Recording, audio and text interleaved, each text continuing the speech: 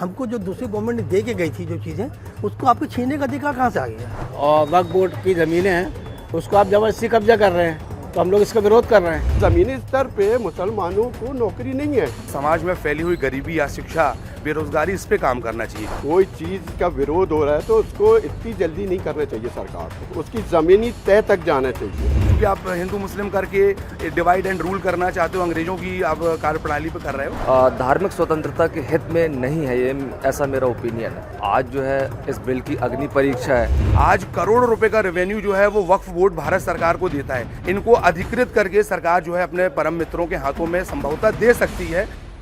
देश में वक्फ संपत्तियों को लेकर केंद्र सरकार आज संशोधन विधेयक बिल पेश करने जा रही है, लेकिन इसको लेकर मुस्लिम भाइयों में क्या चर्चाएं हैं, क्या मंथन चल रहा है, हम जानने के लिए जबलपुर के नया मोहल्ला क्षेत्र में पहुंचे और उनसे पूछते हैं कि आपकी नज़र में ये संशोधन जो हो रहा है कितना जायज़ है, नहीं जायज़ है, तो किन आधारों पर?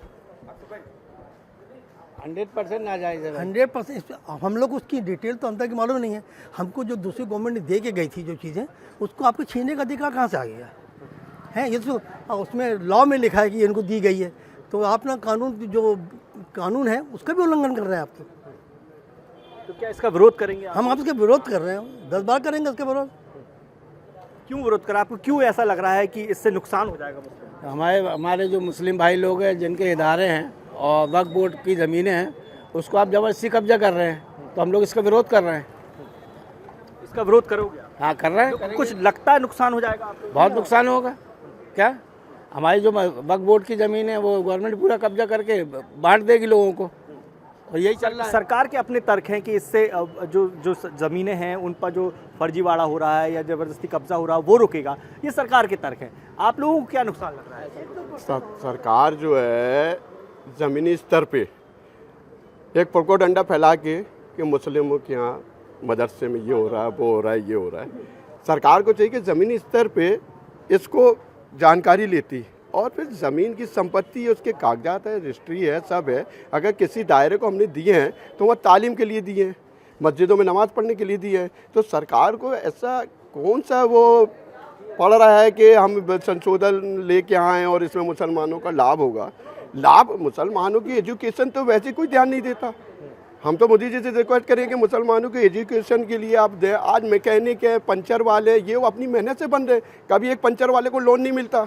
अभी 32 लाख की किट की बोले, नए मोहल्ले में हमारे किट नहीं आई। लोग बोल रहे कहाँ है किट? तो जब लाभ की आप बात करते हो तो हवा हवाई है।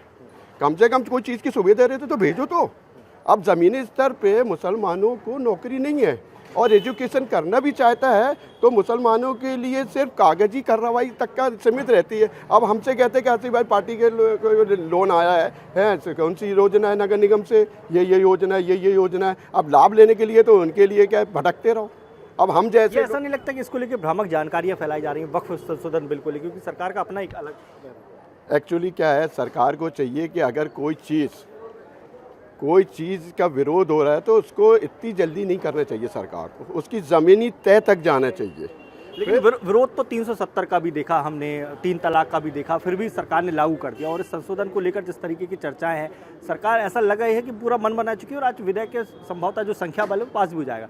आपको नुकसान क्या हो रहा है? अगर सरकार कह रही है कि वक्फ की जो संपत्तियां हैं वो सरकार के नियंत्रण में रहेंगी, सरकार के लोग रहेंगे, तो इससे जो फर्जीवाड़ा है या जो कब्जा वाला मामला था वो कहीं ना खत्म, नुकसान क्या होगा? सर देखिए, ये मामला जो है हट धार्मिकता का है। इससे पहले आपने कहा कि धारा 377, 3 तलाक और दूसरे मुद्दों पर सरकार ने लाई।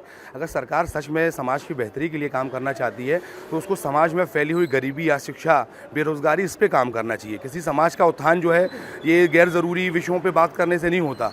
जो ग्राउंड लेवल पे जो यथार्थ है, सच्चाई है कि बेरोजगारी है, महंगाई है या शिक्षा, उस पर आप काम करो, यूथ को मजबूत करो, उनको रोज़गार दो, वो खुद ब खुद जो है तरक्की की राह पे बढ़ जाएंगे।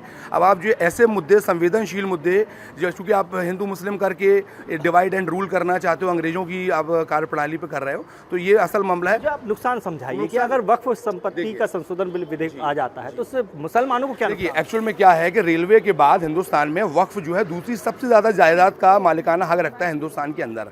प्राइम लोकेशंस पे वक्फ की प्रॉपर्टीज़ हैं। आज करोड़ों रुपए का रेवेन्यू जो है वो वक्फ बोर्ड भारत सरकार को देता है। सरकार ये जानती है कि प्राइम लोकेशंस पे प्रॉपर्टीज़ हैं, इनको अधिकृत करके सरकार जो है अपने परम मित्रों के हाथों में संभवतः दे सकती है, पहली चीज़। और दूसरी चीज़, हमारा जो विरोध है, विरोध इस बात का नहीं है कि सरकार इसको अपने नियंत्रण में ले लेगी। अभी तक भी जो वक्फ बोर्ड जो होते हैं वो राज्य सरकारों के अधीन होते हैं या केंद्रीय पुरातत्व विभाग के अधीन होते हैं, ये सब सरकार के ही अंग हैं।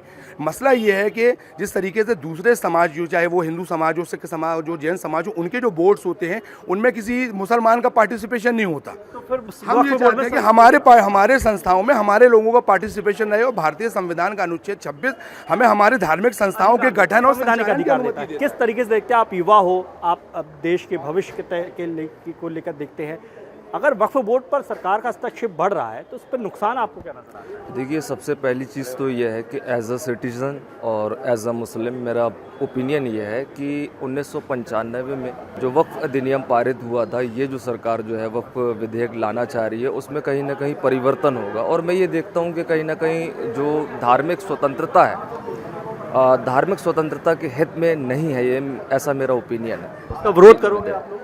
नहीं, देखिए, ये तो सरकार की पारदर्शिता पर निर्भर करता है कि सरकार का उद्देश्य क्या है। सबसे पहली चीज़ तो ये है ना।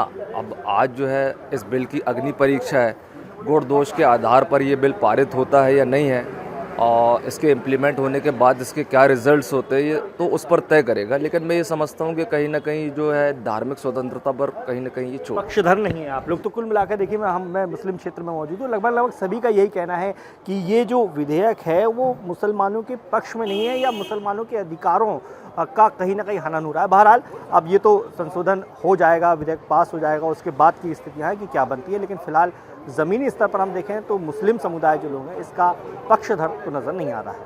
कैमरामैन रविंद्र के साथ दुर्गेश कुमार, विस्तार न्यूज़।